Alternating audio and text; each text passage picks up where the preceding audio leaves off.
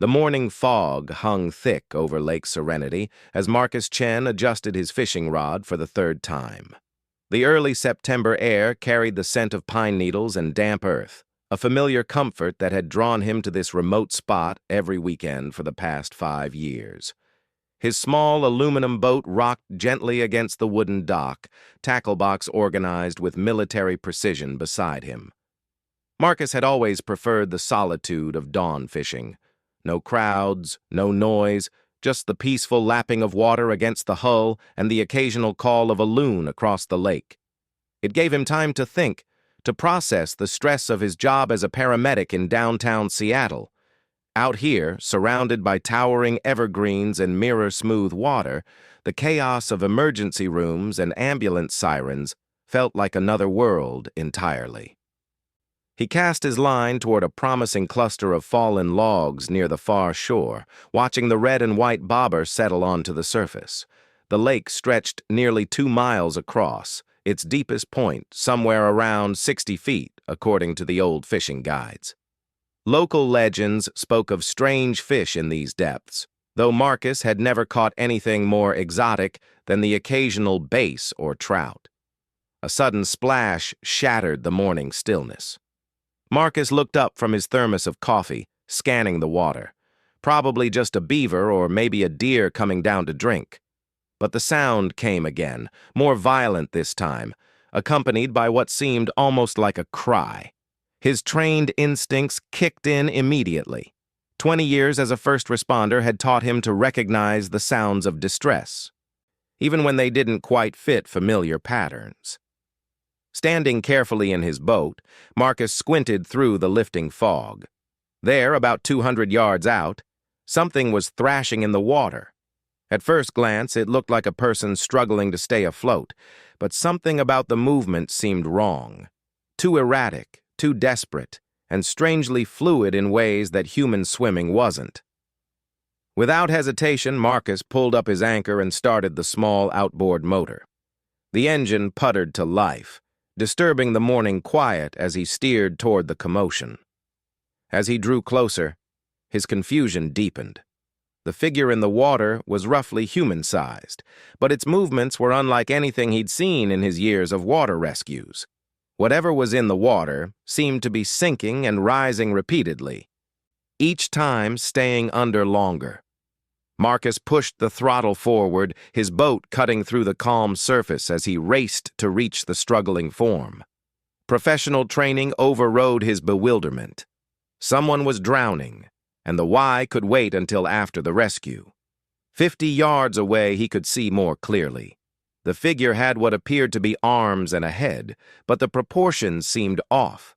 The head was larger than normal, and the movements more serpentine than human. But the panic was unmistakable, universal in its desperation. Marcus cut the engine and let momentum carry him closer. He grabbed the emergency rope from his tackle box, quickly tying one end to the boat's stern cleat. "Hold on!" he shouted, though he wasn't sure if the drowning figure could understand him. "I'm coming to help!" The creature went under again, and this time it didn't resurface. Without thinking, Marcus dove over the side of his boat. The shock of cold lake water hit him like a physical blow, but he ignored it, swimming hard toward where he'd last seen the struggling form. The water was murky beneath the surface, tinted brown from fallen leaves and organic matter. He could barely see 5 feet ahead as he dove deeper. His lungs began to burn as he searched frantically in the dim, underwater world. Just as he was about to surface for air, his hand brushed against something smooth and strangely warm. Whatever it was sinking fast toward the bottom of the lake. Marcus wrapped his arms around the unconscious form and kicked hard toward the surface. The weight was more than he'd expected, but adrenaline drove him upward through the dark water.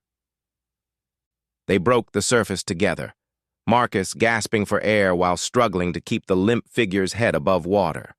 Now, in the clear morning light, he could see what he'd rescued, and his mind reeled in disbelief.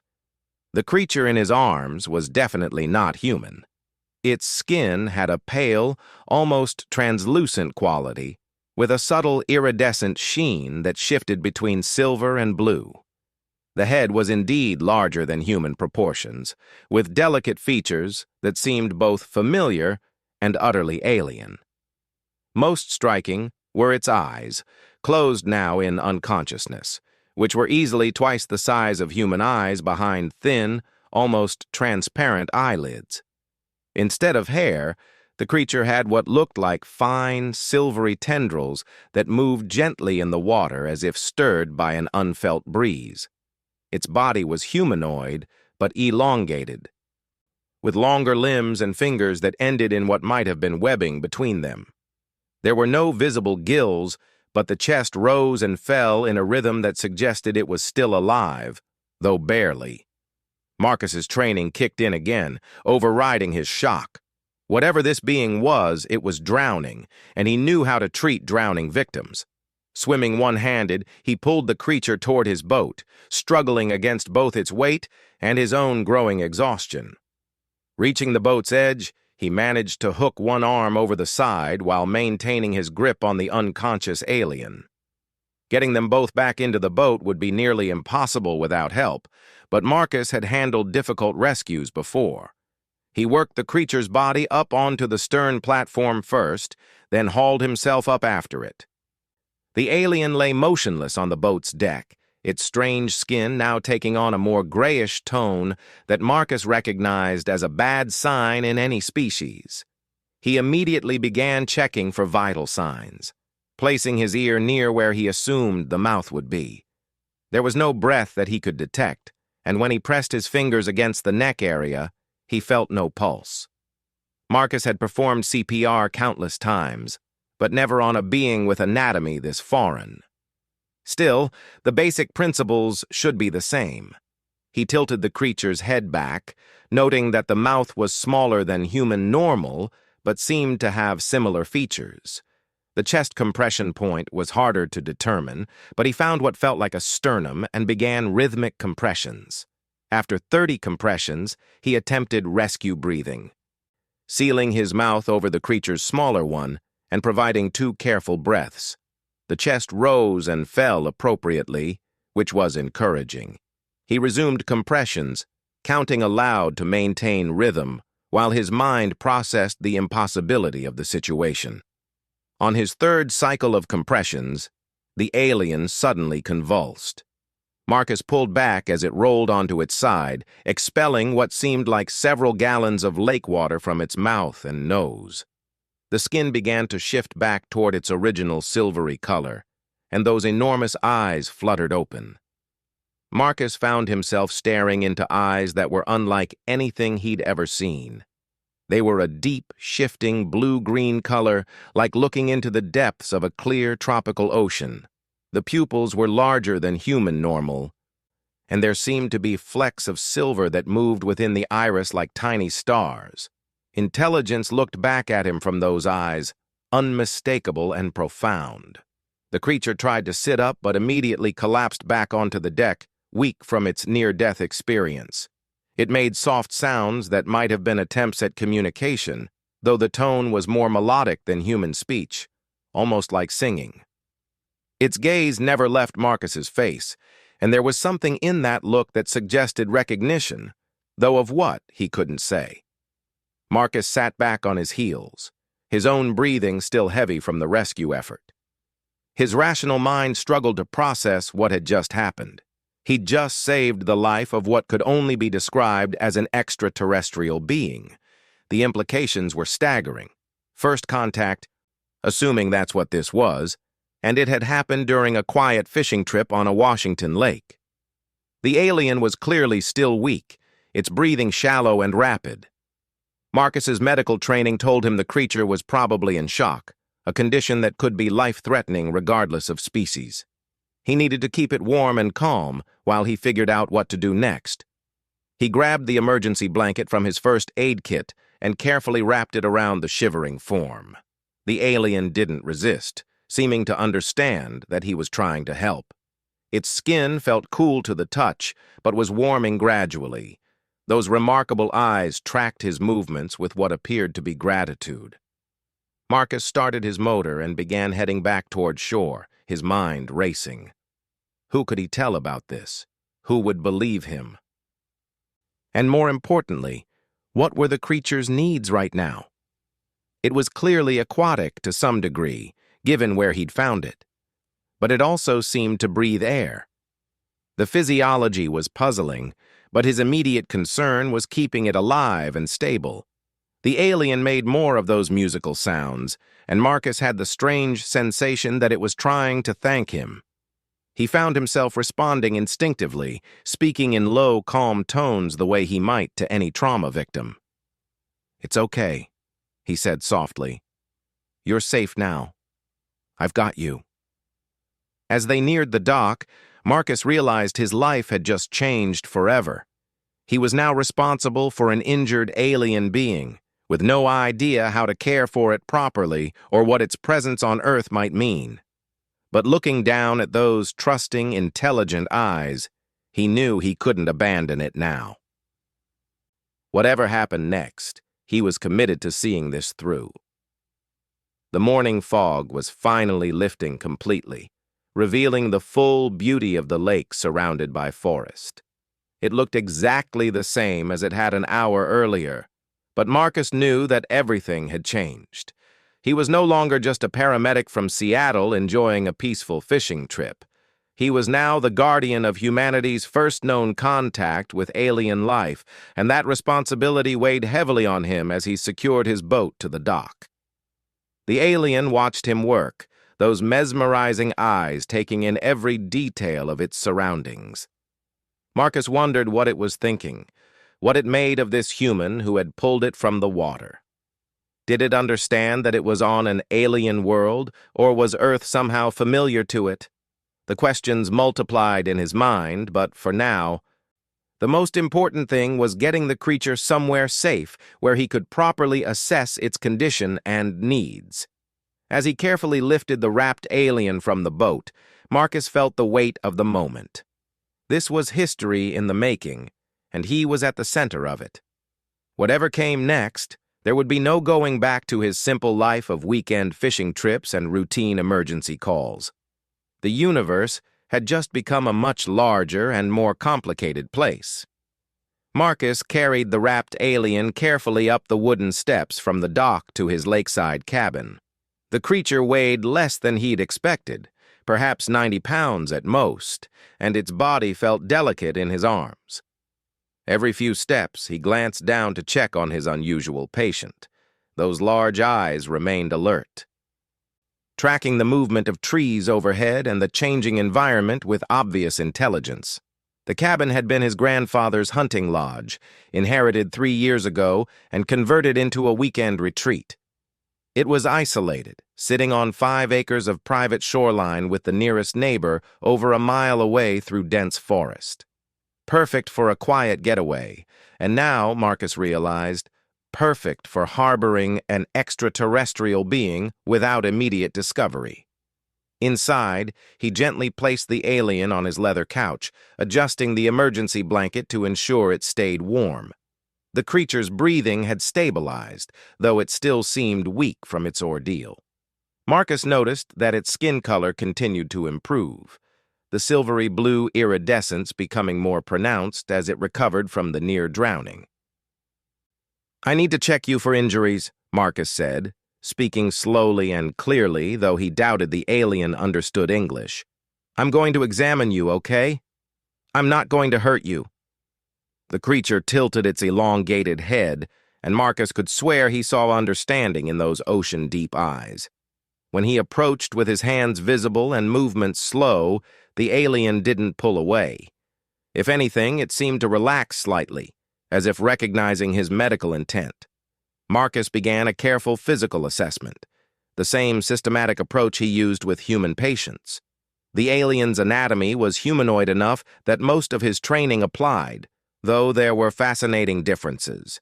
The heart rate was faster than human normal, and he could feel the pulse at several points along the neck and wrists where the skin was thinnest. The breathing was shallow but regular, and there were no signs of broken bones or external injuries. What captivated him most were the subtle details. The creature's fingers were indeed webbed, though the webbing was so fine it was almost transparent. The skin had tiny, scale-like patterns that were only visible up close, giving it that iridescent quality. The hair-like tendrils moved constantly, as if responding to air currents or emotions, shifting from silver to pale blue and back again. The alien made those musical sounds again, and this time Marcus detected what might have been patterns. Not random noise, but something structured, almost like a language built from melody rather than words. He found himself humming back softly, and the creature's eyes widened with what looked like surprise and pleasure. "You understand music," Marcus murmured, continuing to hum a simple tune. The alien listened intently, then attempted to mimic the melody. Its version was hauntingly beautiful, transforming his simple humming into something that seemed to resonate in his chest. "Incredible. You communicate through song." Over the next hour, Marcus established what he thought of as a basic rapport with his patient. The alien seemed to understand that he was helping, accepting water when offered, and even attempting to sit up with assistance. Its physical condition was improving rapidly, faster than any human would recover from near drowning, suggesting either superior healing abilities or physiological differences in how it processed trauma. The real breakthrough came when Marcus played some music on his phone. He started with classical pieces, watching the alien's reaction. Bach made it tilt its head curiously. Mozart brought what might have been a smile to those delicate features. But when he played recordings of whale songs and dolphin calls, the alien became completely animated. It sat up straighter, its tendrils shifting to a brighter silver, and began responding with complex melodic patterns that seemed to answer the cetacean calls. The exchange was so obviously communication that Marcus felt goosebumps rise on his arms. This wasn't just mimicry. The alien was having a conversation with the recordings, translating between its own musical language and the songs of Earth's ocean mammals. "You're not from around here, are you?" Marcus said, though it was more statement than question. "But you know our whales somehow. How is that possible?" The alien looked at him directly and began what Marcus could only describe as a song story. The melody was complex, flowing through emotional highs and lows, with recurring themes that suggested narrative structure. Though he couldn't understand the content, Marcus found himself deeply moved by the performance. There was sadness in it, but also hope, and something that felt like gratitude. When the song ended, the alien reached out with one webbed hand and gently touched Marcus's arm. The contact sent a strange, tingling sensation up his arm, not unpleasant, but definitely unusual. For a moment, Marcus could swear he felt something like warmth spreading through his mind, bringing with it flashes of images that weren't his own. He saw vast underwater cities with architecture that defied human engineering, built from what looked like cultivated coral and crystalline materials. Beings like his patient moved through the water with graceful ease, their tendrils streaming behind them as they glided between towering spires. The technology was clearly advanced, but integrated seamlessly with living ecosystems. Then the images shifted, showing the same cities in decay. The coral structures were bleached white, the crystalline towers cracked and dark. The water itself looked wrong, tinted with unnatural colors and filled with floating debris. The graceful beings were gone, replaced by empty currents flowing through dead architecture. Marcus jerked back from the contact, breathing hard. The alien watched him with what he now recognized as profound sadness. Those enormous eyes held depths of loss that made his heart ache in sympathy. "Your people," he whispered. "Something happened to your world." The alien's response was a low, mournful melody that confirmed his interpretation. Marcus felt tears prick his eyes as the full weight of the situation hit him. This wasn't just first contact with an alien species. This was contact with a refugee, possibly one of the last of its kind. His phone buzzed with an incoming call, startling them both. Marcus glanced at the screen and saw it was his supervisor from the medical center. He'd been scheduled to work an overtime shift that afternoon and had completely forgotten about it in the excitement of the morning's events. "I have to take this," he told the alien, stepping into the kitchen. "Dave? Yeah, I'm sorry, I can't make it in today. Family emergency." It wasn't exactly a lie, he reasoned. This alien was now under his care, making them family of sorts. "I'll need tomorrow off too, probably. I'll call you later." He hung up before his supervisor could ask questions and returned to the living room. The alien had managed to stand and was examining the cabin with obvious curiosity. It moved with surprising grace despite its recent trauma, those large eyes taking in every detail of human domestic life. Marcus watched as the creature approached his bookshelf, running webbed fingers along the spines of his collection. When it reached his marine biology textbooks, it stopped and made excited musical sounds. It pulled one book from the shelf and opened it carefully, studying the photographs of ocean life with intense interest. "You recognize them," Marcus observed, moving closer.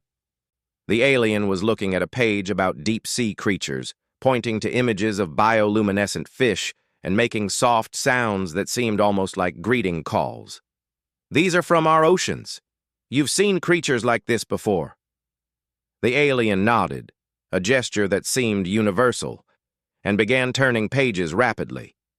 It stopped at a section about whale migration patterns, tracing the routes with one finger while humming melodies that Marcus was beginning to recognize as its form of language. Understanding dawned on Marcus like sunrise. "You've been studying us. Your people have been watching Earth, learning about our oceans. That's how you know whale songs, why you can communicate with our marine life." The enthusiastic response confirmed his theory. The alien pulled more books from the shelf, showing particular interest in anything related to marine ecosystems, climate change, and ocean conservation. Its excitement grew as it found books documenting the decline of coral reefs, the acidification of seawater, and the impact of pollution on marine life. Marcus felt a chill that had nothing to do with his wet clothes. "You're not just studying our oceans. You're studying what we're doing to them. What happened to your world? It's happening here too, isn't it?" The alien's song turned somber, confirming his fears. It showed him pictures of bleached coral reefs, and Marcus saw tears form in those enormous eyes. Real tears, surprisingly similar to human ones despite the creature's alien physiology. The afternoon passed in a blur of discovery and growing understanding. Through a combination of music, gestures, and shared examination of Marcus's books, he began to grasp the basics of his guest's situation. The alien was indeed a refugee, part of what seemed to be a scientific expedition studying dying ocean worlds. Its ship had malfunctioned somehow, leading to the crash landing in Lake Serenity. As evening approached, Marcus faced a dilemma. The alien was clearly an aquatic being, more comfortable in water than on land. The lake was the obvious place for it to recover, but Marcus worried about its safety. What if other people saw it? What if government agencies detected unusual activity in the area? His concerns proved prescient when he noticed lights moving through the forest. Multiple vehicles were approaching his cabin, their headlights cutting through the growing dusk. Marcus felt his stomach drop as he recognized the distinctive pattern of a coordinated search. The alien sensed his tension immediately and moved to the window, peering out at the approaching lights with obvious alarm. Its tendrils shifted to darker colors, and it made low, urgent musical sounds that needed no translation. They were both in danger. "They're looking for you," Marcus said, his mind racing. "Someone must have reported the crash, or maybe they detected your ship." He grabbed his emergency radio and quickly scanned the channels, picking up fragments of official communication that confirmed his fears. Military vehicles were surrounding the area, establishing a perimeter while search teams prepared to sweep the forest and lake.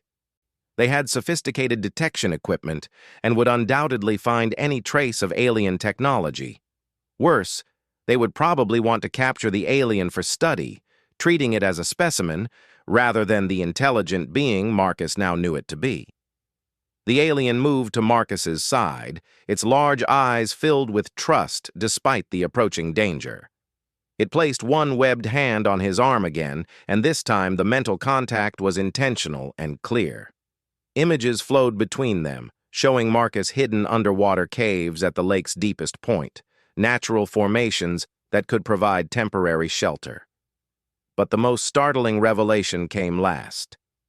The alien showed him its ship, partially submerged near the lake's center. The vessel was beautiful in its organic curves, looking more grown than built, but it was clearly damaged. Repair would take time, assuming it was even possible with the available materials. Marcus understood the choice he had to make.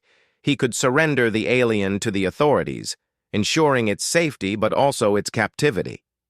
Or he could help it hide, becoming a fugitive himself, but preserving its freedom and possibly its life. Looking into those trusting, intelligent eyes, Marcus realized there was no choice at all. This being had shown him wonders beyond imagination and trusted him with its life. He wouldn't betray that trust now. "We need to get you back to the water," he said firmly. "Can you make it to those caves you showed me?" The alien nodded and began moving toward the cabin's back door, which led directly to a private section of shoreline.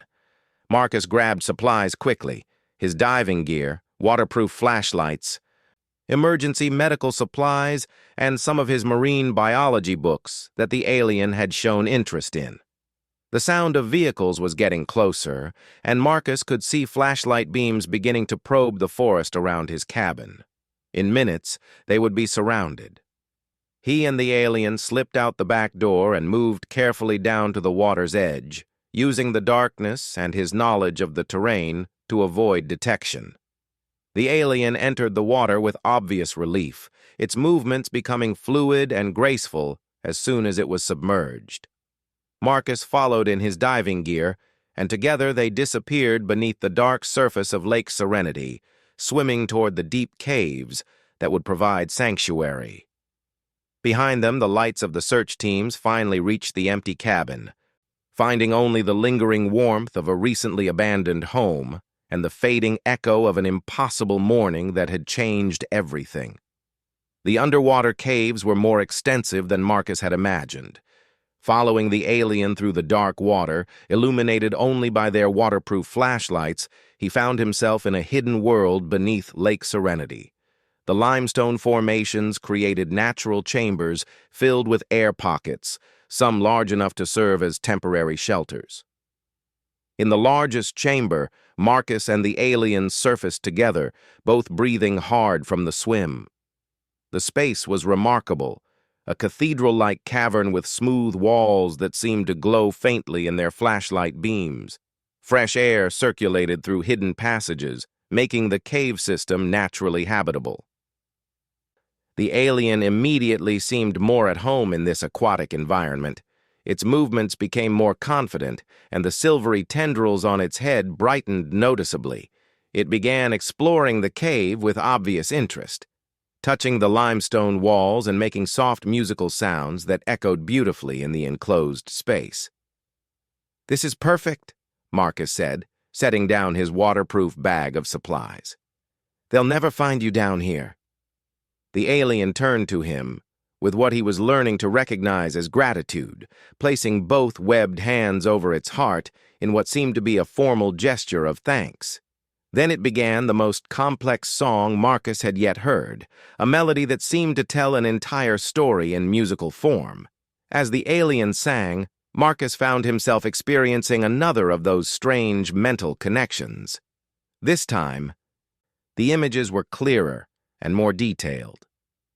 He saw the aliens' home world as it had been in its prime, an ocean planet of incredible beauty where cities grew like coral reefs and technology worked in harmony with natural ecosystems.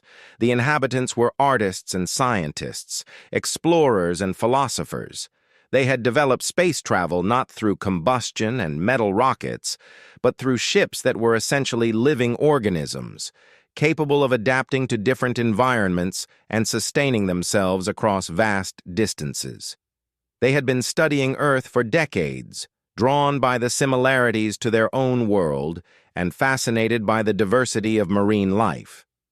The alien, whose name translated roughly to something like current singer of deep places, had been part of a cultural exchange mission, hoping to eventually make peaceful contact with humanity. But their world had died faster than expected. Climate collapse triggered by industrial pollution had acidified their oceans beyond the point where their coral-based civilization could survive. The living ships were among the last survivors, carrying refugees across the galaxy in search of new homes. Marcus felt tears on his cheeks as the song ended, overwhelmed by the scope of the tragedy and the incredible gift of trust the alien had given him by sharing its people's story. "Current singer," he said softly, trying the name. The alien's eyes brightened at hearing its name in Marcus's voice, even though the pronunciation was undoubtedly terrible. The next few hours were spent in remarkable discovery. Current Singer showed Marcus things about Earth's aquatic life that no human scientist had ever suspected. The alien had the ability to communicate with fish and marine mammals through a form of bioelectric field manipulation, essentially speaking their language on a neurological level. When Current Singer demonstrated by calling fish to them through the underwater passages, Marcus watched in amazement as trout and bass approached the alien with no fear, allowing themselves to be touched and seemingly responding to musical communications. It was like watching someone conduct a choir of living beings. "Your people could have taught us so much," Marcus said, understanding now why the aliens had been interested in Earth. "We're making the same mistakes your world made, aren't we?" Current Singer's response was complex, but Marcus gathered that the comparison wasn't exact. Earth still had time if humans could learn to work with their ocean systems instead of against them. The aliens' people had been too proud to change their ways until it was too late, but humanity still had a chance to choose differently. As if to demonstrate this point, Current Singer led Marcus through an underwater passage to another section of the cave system. Here, Marcus discovered something that made him gasp in wonder even through his diving regulator. Current Singer's ship was hidden in a vast underwater cavern, and it was unlike anything human engineering had ever conceived. The vessel was clearly alive, its hull pulsing gently with bioluminescent patterns that provided beautiful blue-green illumination throughout the chamber. Organic conduits carried what looked like neural fluid through the ship's structure, and areas that might have been windows appeared to be transparent membranes rather than glass. The ship was damaged, with several sections showing signs of trauma that looked almost like wounds rather than mechanical failure. Current Singer approached the vessel with obvious affection, placing its hands on the hull and singing softly to it. The ship responded by brightening its bioluminescent patterns, as if recognizing its pilot's voice. Marcus watched in fascination as Current Singer communicated with the vessel, clearly conducting some form of diagnostic assessment. The alien's expression grew increasingly concerned as the examination continued, and finally it turned to Marcus with unmistakable sadness. Through their growing ability to share images, Current Singer showed Marcus what was wrong. The ship's biological systems were failing, unable to adapt to Earth's different atmospheric and chemical conditions. Like a plant transplanted to incompatible soil, the living vessel was slowly dying despite Current Singer's care. Worse, the ship's reproductive systems had been damaged in the crash. Under normal circumstances, a healthy bioship could spawn smaller vessels when needed, ensuring the survival of its passengers. But this ship would never reproduce, making Current Singer truly stranded. Marcus felt the weight of the aliens' isolation pressing down on them both. Current Singer was possibly the last of its kind, alone on an alien world with no way to return home and no prospect of rescue. The magnitude of that loneliness was staggering. But then Marcus remembered something from his marine biology studies. "What if we don't try to fix your ship?" he suggested. "What if we help it adapt instead?" Current Singer looked puzzled, so Marcus activated his waterproof tablet and showed the alien research about symbiotic relationships in Earth's oceans. He explained how coral reefs were actually partnerships between animal polyps and algae, each providing what the other needed to survive. "Your ship needs to form a partnership with Earth life," Marcus continued excitedly. "We introduce compatible microorganisms, maybe some of our bioluminescent bacteria, help it establish a symbiotic relationship with our ecosystem instead of fighting it." The alien's eyes widened as it grasped the concept. Through their mental link, Marcus saw Current Singer's people had used similar techniques to terraform their early colonies, but they had never considered applying the principle to ship repair. Working together through the night, Marcus and Current Singer began developing a plan. Marcus would return to his laboratory in Seattle and gather the necessary biological samples and equipment. Current Singer would begin preparing the ship's systems for integration with Earth-based organisms. The project would take months, maybe years, but it offered hope not just for Current Singer's survival, but for something much greater. A successful bioship adapted to Earth's conditions could serve as a bridge between species, a living symbol of cooperation between worlds. As dawn approached, Marcus faced the reality of returning to the surface world. The search teams would still be in the area, and he would need to carefully navigate their presence while maintaining his new double life as protector of Earth's first refugee alien. Current Singer seemed to understand his concerns and offered a solution that surprised Marcus. The alien could remain completely submerged for weeks at a time, breathing through specialized organs that extracted oxygen directly from water. It could stay safely hidden in the caves while Marcus worked on the surface to gather what they needed. Before leaving, Current Singer gave Marcus a gift that would change his understanding of the universe forever. The alien sang a specific melody while touching Marcus's forehead, and suddenly Marcus could perceive the electromagnetic signatures of life around him. Fish swimming through the lake appeared as bright, moving patterns in his mind. The vast network of plant life surrounding the lake showed up as a gentle green glow. Even bacteria and microscopic organisms became visible as tiny sparks of biological activity. Current Singer had given him the ability to truly see life in all its forms. "This is how we perceive your world," Current Singer explained through their mental link. "Every living thing sings its own song in the electromagnetic spectrum. Your planet is not silent as you believe. It is a chorus of incredible complexity and beauty." Marcus floated in the underwater chamber, overwhelmed by the sensory input as he learned to process this new way of perceiving reality. The lake wasn't just water and fish, it was a living symphony of interconnected organisms, each playing its part in a vast biological composition.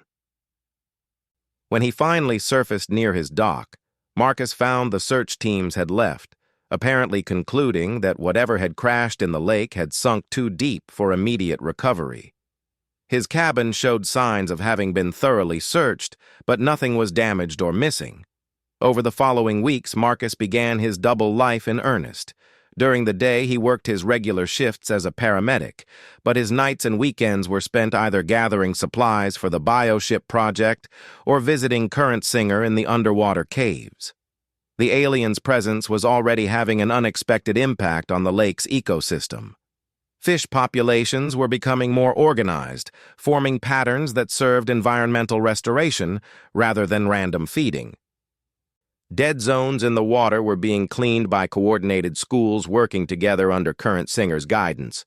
Most remarkably, the lake itself was becoming healthier. Pollution that had accumulated over decades was being broken down by bacteria working in partnership with current Singer's biochemical abilities. The water was clearer than Marcus had ever seen it, and species that hadn't been observed in years were returning to the area. Marcus documented these changes carefully, building a scientific case for the positive impact of human-alien cooperation. He published papers on the mysterious improvement in Lake Serenity's ecosystem, carefully omitting any mention of current Singer, while establishing himself as the leading expert on the area's environmental recovery.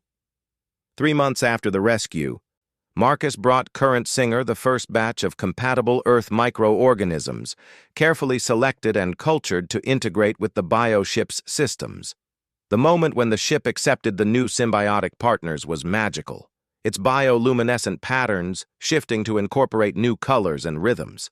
The ship began to heal, its damaged sections regenerating with a hybrid of alien biotechnology and Earth-based organisms. It was becoming something new, a fusion of two worlds' biological sciences working in harmony. But perhaps the most significant change was in Marcus himself. Living with the knowledge of current Singer's presence, working to bridge two species, had transformed his understanding of humanity's place in the universe. Humans were not alone, and they were not the only intelligent species facing environmental challenges. Through current Singer's guidance, Marcus began to see solutions to Earth's ecological problems that human science had overlooked. The aliens' people had made mistakes, but they had also developed incredible techniques for working with natural systems rather than against them. Marcus knew that eventually the truth would come out. Humanity would learn of current Singer's presence, and the world would change forever.